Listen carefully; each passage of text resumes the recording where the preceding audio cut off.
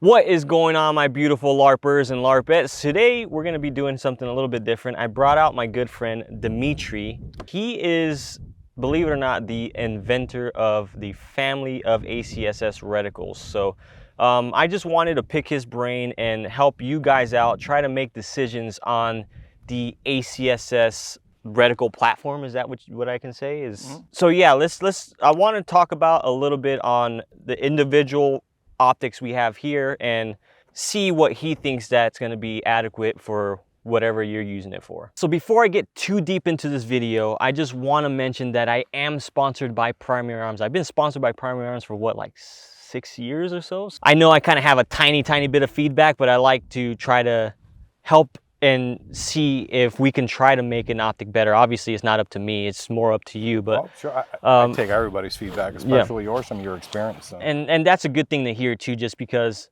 I'm pretty sure Primary Arms listens to the feedback of the viewers too and tries to change a lot of different things up and stuff like that to make them happy. But just wanted to throw that out, that I am sponsored by Primary Arms, and I do come out with Dimitri pretty often to come and test out these optics. So Dimitri, what do you think a first-time shooter, somebody that's barely getting into rifles, let's start off with rifles and go on to pistols. Rifles, what optic would you recommend them getting? And before we go into that right now, I have a little microphone here on my neck. He doesn't have a mic, so I'm probably gonna stand really close to him so we can get some talking points across. So which one do you think they should pick up for their first reticle? Well, that all depends on your application of fire and how far you're going to be shooting. Is it home defense? Is it a CQB up close type thing? Are you looking for kind of like a do-it-all where it's like an LPVO where you can be fast up close and reach further out? Or are you looking to get into precision type shooting where you're shooting further out with accuracy? So that all depends. For up close stuff, CQB type stuff, home defense, I like something like the Cyclops here. Make sure we're clear. So this is something that, say I'm a first-time home buyer, I get my first rifle, I'm like, hey, I want to have something by my bedside. I don't really have kids around that are going to grab my stuff. What do I put on my rifle to have for home defense? Yeah, what I like about the Cyclops is a few things. One is that it's got auto live to it. Okay. So you can set the correct illumination you want for your house and it turns off. But when you hear a bump in the night, you don't have to pick it up and press buttons and figure out where you're at. As soon as you pick it up, it's on. I actually didn't even know that. So once you leave it down for a certain amount of time, it shuts off, and then it's like a shake awake type thing. Right. So you pick it up and it turns on again. Right. We call it auto live. As soon as you touch it, you don't have to pick it up and like pound it, and hit it. You just pick it up. As soon as you pick it up, it will turn itself on. And then another really big thing about this is that it's an etched reticle, so if the battery dies, it doesn't matter. You can still see the reticle. Gotcha. Even in low light, you're going to hit your white light. So when you hit white light, it shows up again. Gotcha. So this is actually my home defense gun. This is really? What I use, yeah. And this one's in 300 blackout, right? 300 blackout. Nice. Now, so this is the Cyclops, and I know there's the pistol version that you guys have, right? Yeah, the Gemini. The Gemini? So the Gemini is essentially the exact same optic as this, same features, except it's got bullet drop compensation set for 9mm out of a pistol caliber carbine. Okay. So it will take you out to about 200 yards. At first I was like, why are we going to do a BDC for 9mm? Most of us shoot it up close. But for a PCC, it extends the range. You're able to make those hits at 200 yards now. So that's kind of cool. Pretty fun to play with. So if somebody had a PCC, they would go with the Gemini. And then if somebody's using something like this. So I kind of know a tiny bit about how bullets travel from a subsonic 300 blackout. Should that be used with a Gemini since they travel so slow? Right. Or so that's another thing. If you're shooting 300 blackout with subs, right, and you want to be able to sub out to 200 yards, the BDC is very close between 9mm, 300 blackout, 12 gauge. You just have to fine tune and true your BDC on different calibers. So you just take a little further out, make sure you're on. Gotcha. But yeah, for 300, I have another 300 blackout with a Gemini on it. Gotcha. Think of the Cyclops like a universal aiming point. You can put any caliber, any gun on it. To where the Gemini is kind of specialized for 300 blackout, 9mm, that kind of thing. Gotcha. Okay, cool. All right, now that we went over the Cyclops and the Gemini, what would you recommend for like a do-it-all optic that's like one of these guys here, or what do you have on the table here that you're showing off? For a do-it-all optic or life and liberty or fighting rifle, to where you kind of want to be able to be fast up close but reach further out. Me personally, I really like LPVOs. You can also accomplish the same thing with like a 3x prism and a dot on the side, that kind of thing. But for a do-it-all, you're looking to be able to have the ability to be fast up close to where you do your CQB and then go into a medium range engagement. The key thing to medium range, we've been out here training, is unknown distances. How far away is that threat? Yeah. How much is the bullet going to drop, and how much is the wind going to push it over, and what are my leads if that target starts to move? Gotcha. So everything that you would learn, say, going through a sniper school, I'm not saying you buy this optic and now you're a sniper, but huge advantage in capability by the reticles in these things. And to go on the reticles itself, I remember first coming out here with you, I didn't really know much about the reticles you have in there, but when we came out, you were like, hey, use the little notches that you have on the side. What do you call those little notches where you kind of line them up with the shoulder to shoulder and see you kind of do the unknown distance thing where you kind of... We refer that to auto ranging. Auto ranging? Typically, it's ranging shoulder tip to shoulder tip, typical military doctrines they use shoulder to shoulder. We've gone a step further and do full height. Okay. Because full height is more accurate, and sometimes the target is not aligned properly to where you're ranging them.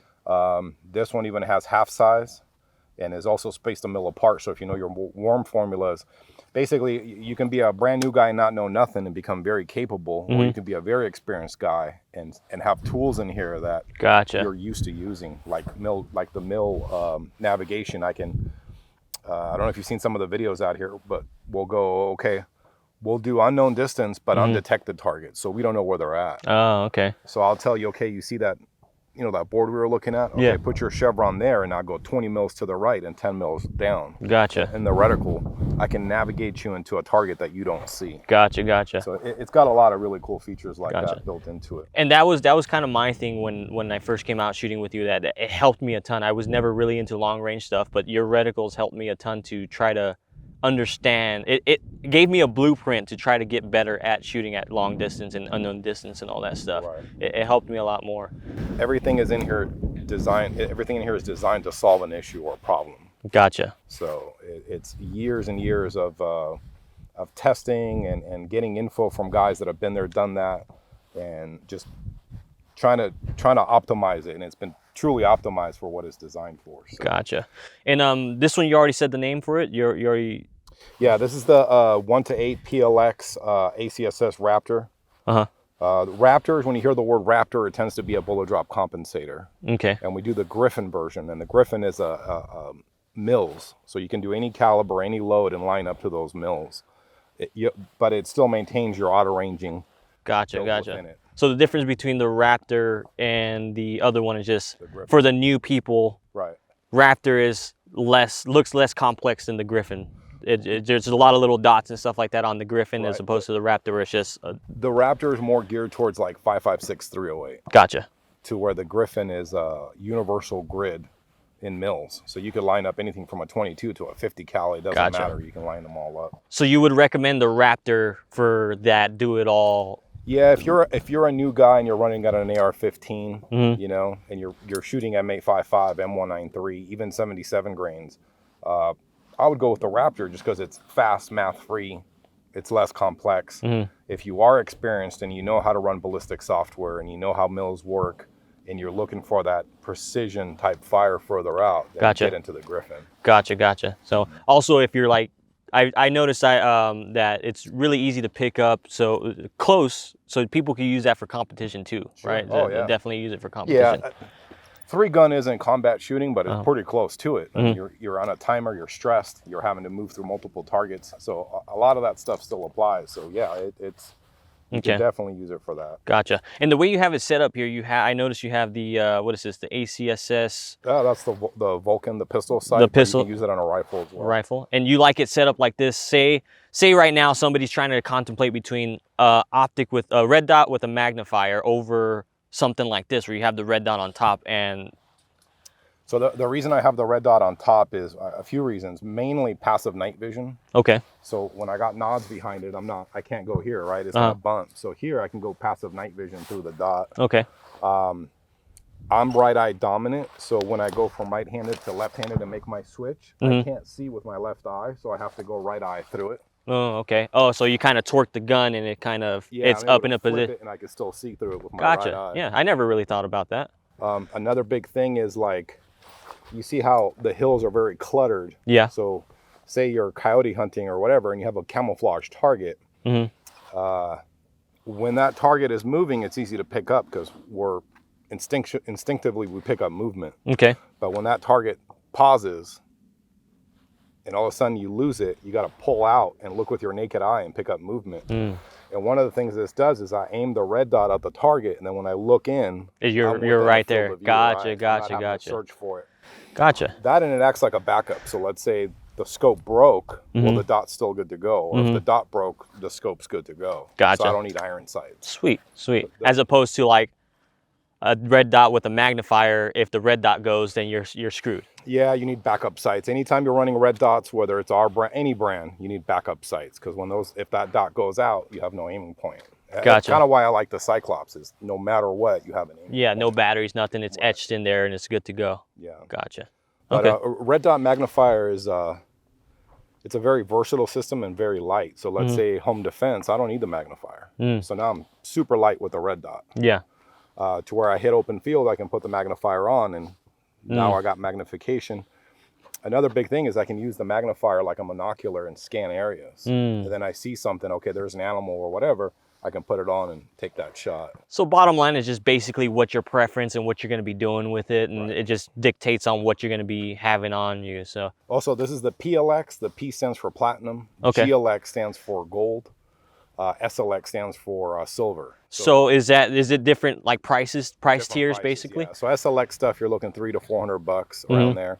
GLX, you're like $600 to $700, and then the PLX stuff, this comes out of Japan. It's 100% made in Japan, ED glass. So it's probably the highest specs in the industry. A lot of people know us as like budget optics, but the PLX stuff is like some of the best out there. Yeah. Most people don't really know. It's my understanding that they come out of Light Optic Works, same place where it's like Loophole is made out of, and Night Force and all those companies too. Right. Light Optic Works. Light Optic Works is the main manufacturer. It's the highest quality coming out of Japan. Gotcha. All right, sounds good. So with those different tiers, what do you recommend on prices? What differentiates each different tier? Like why? So this is like the SLX tier, right? So what makes this one less than this one? That is it the quality of the optic? Yeah. Is it the same reticles that you're using The there? reticles are very similar, whether you buy a budget or a high end. The mathematics and that's kind of the thing, is the ACSS is not only that what you're seeing in there as far as what everything does, but the actual math and the actual calibration, to where when I say 6, it's really going to go to 6. Okay. You're going to hit. It's not like, oh, I didn't come close. But the main thing in the tiers is the glass quality, the internal quality. Steel turrets versus brass, SFP versus FFP. That kind of thing dictates the price. Gotcha. And for SFP versus FFP, let's go over that for the new guys out there that don't know what those two things mean. So SFP means second focal plane. Basically, the reticle remains the same. Same size. Same size. Okay. No matter what magnification you're on, it remains the same size. But if you're going to be shooting further out, or you're going to be ranging, the bullet drop compensation and the ranging is only true at 6 power or 8 power at the max power setting. Okay. Advantage and disadvantages is, advantage is your reticle always stays the same. Okay. So your brain always looks and picks up the same thing. So basically you have to think, you don't think as much. You don't think as much. It always looks the same. Gotcha. FFP, it always remains true in any magnification. So let's say I want to be at 3 power and keep a big field of view, my BDC is still true. I don't have to go to the max setting in order for that to be true. Okay. Disadvantage to it is that the reticle will look smaller or bigger, depending on where you're at. Gotcha. So, and then for like the long range precision stuff, me personally, I recommend FFP all the time. First focal plane? Yeah. Okay. And what dictates what you want to use? Like, say somebody's out there and they're trying to make a decision, like, okay, I don't really shoot a lot of long range and stuff like that, and I don't really know if I want an SFP or an FFP. Like, what do you recommend somebody get maybe as their first time to pick one of those up? Depends on the budget. If you're in a lower budget, most of the actually we carry both. We do SFP and FFP on a budget. It's really a preference. On an LPVO, to me, it's not a big deal because 0 to 300, I can be at any power and be on. If I'm shooting past 300, I'm going to zoom in anyways. Gotcha. So the real advantage comes down to field of view and lower power. So is that a big deal to you? You know, that kind of thing. You can go either way and you're good to go. Just really depends on what they would prefer. Yeah. So you'd probably recommend somebody going out and grabbing these optics and trying to zoom in and out and see which one they actually like. When I go and pick up a handgun, I go and I feel the handgun, or like, this one doesn't fit me right, this one doesn't do that. Like, I don't really like the way it handles. Like, should they see optics as the same, where they go out and check them both out and see, okay, I pick up this one a little bit easier than this one here? Yeah, I mean, if you can get your hands on it and check it out, you know, in person, it's always better than looking online. Yeah. But a lot of YouTube videos out there, a lot of reviews, a lot of stuff going on where you could, you know, get a feel for what it's like. But Gotcha. And what is this whole thing, to go a little bit off topic, with LPVOs, why are people saying that they're, like, I heard around the rumor or something like that, that people are trying to get rid of LPVOs now and they're just trying to go to like red dots or something like that. Like, they don't see a use for LPVOs anymore. Like, is that just something that people are just coming up in the new fad now? Well, there's a lot of people that are trying to grow their channels, and they'll say things that are just out there, right? The Army went to an LPVO. The Marine Corps is going to an LPVO. I couldn't imagine in a million years getting rid of an LPVO and putting a dot. I mean, if you just go to a dot without a magnifier, you're very limited. A dot can do certain things, but when you're talking about shooting further out, more accurately, unknown distance, basically you would need the ACSS micro dot and the ACSS Pegasus magnifier with the built-in range estimation to come close to an LPVO. So I don't know who is saying that. It's the silliest thing I've ever heard. I think when I was on Instagram scrolling one day, like, people were having debates over LPVOs are like no more and stuff like that. I don't know. I don't even keep up with it. I just saw it somewhere, so I wanted to pick your brain and see if you heard of something like that. But typically for team, like guys assaulting or up close, are mainly running dots, right? And any kind of SDM, anything where you're going to be looking to do both, they're going to run LPVOs. Gotcha. I don't see an LPVO ever going away, honestly. That's one of the craziest things I've heard in a while. All right, so we got the different tiers, right? So you got your gold, your silver, and what other tier with it? Platinum. Platinum's the highest, right? Highest, right. Then gold, then silver. Right. Do you have those different tiers here, or that's the platinum? This is the platinum. That's our 1 to 10. Okay. So this one just came out recently too, right? It came out not long ago. Okay. Let's see what we got in here.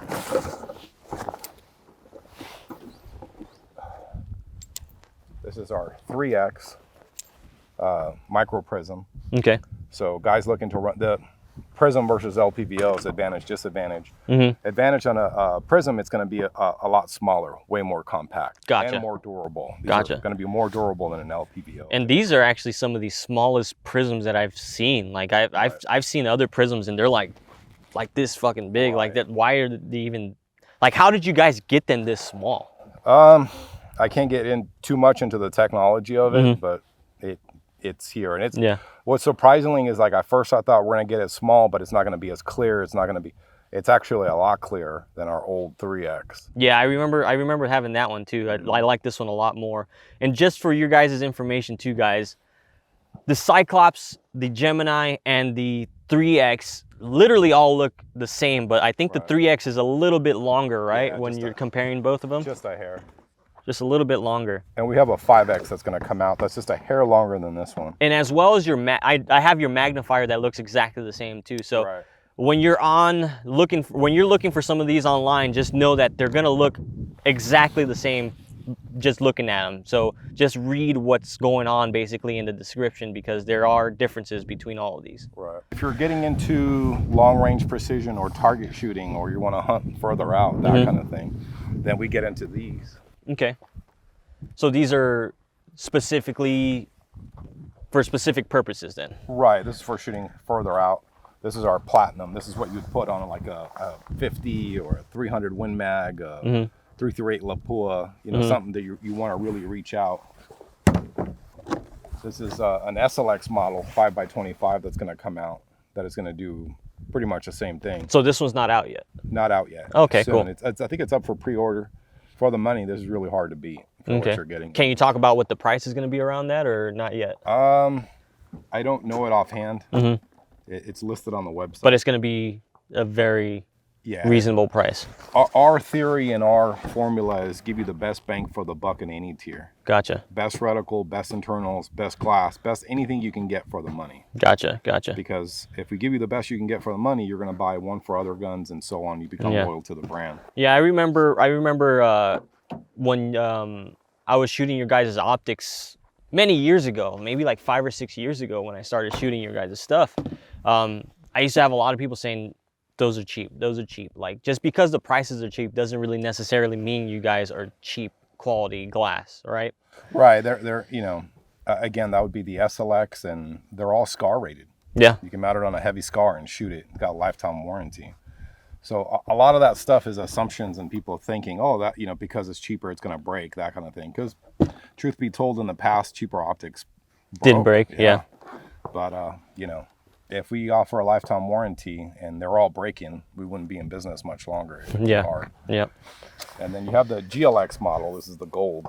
The gold? Gold, yeah. Okay. We refer to it as GLX, PLX, SLX. Okay. Yeah, because for me, I don't know why it is with just acronyms over colors. Like me, I think of colors easier than acronyms, so. But then I feel like it kind of makes it a little bit cheesy if you were to use gold, silver, and like platinum and stuff, right? So this one for hunting. So you got a lot of optics that are versatile for any type of basically way that you're going to use your rifle. Then you're going to have more specific optics like for hunting and putting them on heavier guns that are going to notoriously destroy optics. But I did notice that you do put like some of these optics on like scars and stuff like that just to prove that they will handle that abuse, right? Yeah, and the thing is, a SCAR isn't like a long-range precision gun. It's like a battle rifle. So 1 to 10 is actually perfect for a SCAR. Like this one here? Yeah, like I wouldn't put this on a SCAR. This is what I'd put in a long-range Magnum or 6.5 Creedmoor 308 for, you know, precision type bolt gun rifle. Yeah. Gotcha. Going to more of these bigger ones scopes, there. Yeah. And I know we're only talking about the ones that we have on the table here, but you guys have tons of optics, huh? We'd be here all day. Yeah, we'd be here all day. But yeah, we just wanted to give you guys a general idea of, this is like basically what the most common that you'd see out there, right? This is basically the most common, like, not saying it's your flagship, but would probably be your most popular. Alrighty, now that we went over most of the rifle stuff, let's talk about a couple pistol things. I know you're just predominantly using ACSS stuff because that's pretty much what you've invented. But they did come out with some other options here, like their classic line. This is just like your basic red dot, right? That they're trying to make budget friendly. Yeah, correct? I believe it's a 3MOA dot. And I also have a micro. I don't know where, it's in my bag somewhere, but it's a little micro dot. I'll bring it in with some B-roll. So yeah, this is the SLX RS10 here. And this is just a little bit more expensive than that one, right? But it's basically the same thing. Classic would be the lowest tier, and then SLX, GLX, PLX. So that. Gotcha. So going back to the rifles then, you're having classic series of these too, correct? Classics too, yeah. There's a 1 to 6 LPVO we just came out with a very simple crosshair and a dot. Gotcha. You know, guys that are just looking to shoot up close and not really reach further out, that, you know, you can get into that.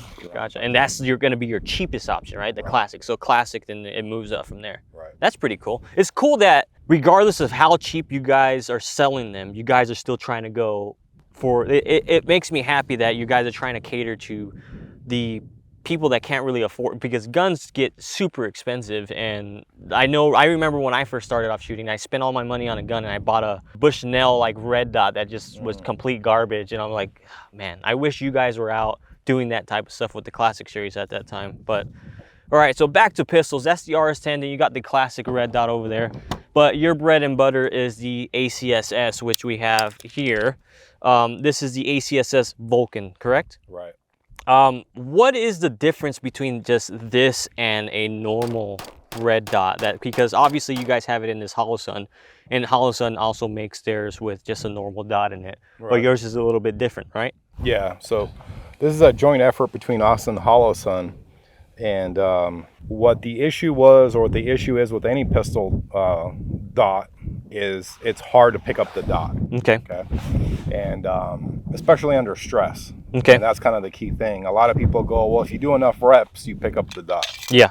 Well, a lot of those guys are standing on the X and they're drawing and picking up the same presentation. Of course, after a while, or if you're looking for irons, you're going to pick up the dot. Yep. The Vulcan was designed for actual combative shooting, where you're moving, they're moving, you're shooting Gotcha. the car, rollover prone, nods. There's a big outer circle that only comes into the field of view when you're misaligned. Yeah, so this outer circle helps you correct yourself, right? Every time you present, or anytime you're moving and stuff like that. Well, it's one thing to shoot, and it's a whole other thing to shoot on the move. Mm-hmm. Guys that think, oh, I got it, try moving and shooting, or try going underneath the car, or try an alternate firing position. What the circle does is, if you imagine your window is however many MOA, when the circle enters when the dot leaves the window, the circle comes in. Gotcha. So essentially what it's doing is, imagine having double the size in glass. So it's like having a thing yay big. Mm-hmm. So your situational awareness of your reticle is twice as fast as any other dot. Gotcha, gotcha. There's a chevron in there, and there's a lot of people not understanding how chevrons work. When you're trying to be really fast, you're using the whole chevron. Think of it as like a big dot. Okay. Especially up close. Your point of aim, point of impact is going to be low anyways. You're going to be where the bottom of the chevron is. It's not going to go where the dot is at. And then when you're trying to be very precise, then you aim with the chevron tip. Okay. It also has BDC out to 100 yards. Again, I was like, why would you want BDC on a pistol? Well, this was designed by feedback from law enforcement, military, SF, MARSOC. Law enforcement wants a BDC because if they have an active shooter and all they have is pistols, then you'd be able to reach somebody further out with a rifle. Yeah. So it makes it a lot easier to know where your point of impact is going to be further out. So it's many folds over the advantages of the chevron. We are going to do a dot version only as well. With that ring around it? Right. Because we get a lot of guys that are like, hey, I get the advantage of the chevron, but I've shot a dot for so long. They're just used to it. Yeah. So that'll be coming out too. Gotcha.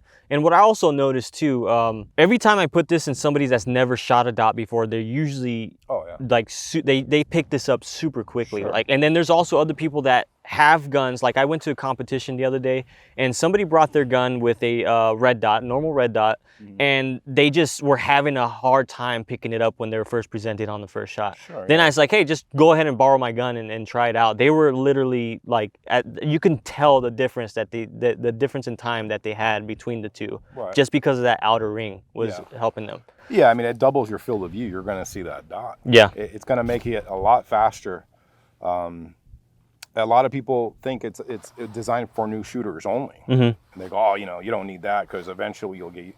It's not designed for new shooters. It just happens that new shooters benefit a lot from it. Yep. And that's what when we first started bringing this out, when you first showed it to me, and we started showing it off, that's what I was getting. It's like, why would you need that? Like, that's only for new shooters. Like, there's no purpose for that. But then we started shooting underneath cars and doing different types of different things. Even me switching eye dominances. Like, I don't think I'd ever do that in any purpose whatsoever. But just me moving the reticle from my right to my left eye is just it's super easy to pick up on one of these. Well, again, combative. Say you got hit on your right arm and now you got to go left. Yeah. So now your support, you're not going to be as capable with your left hand as you are with your or two hands on. Yeah, but if I did get hit, I'd probably just lay down and cry and die or something like that.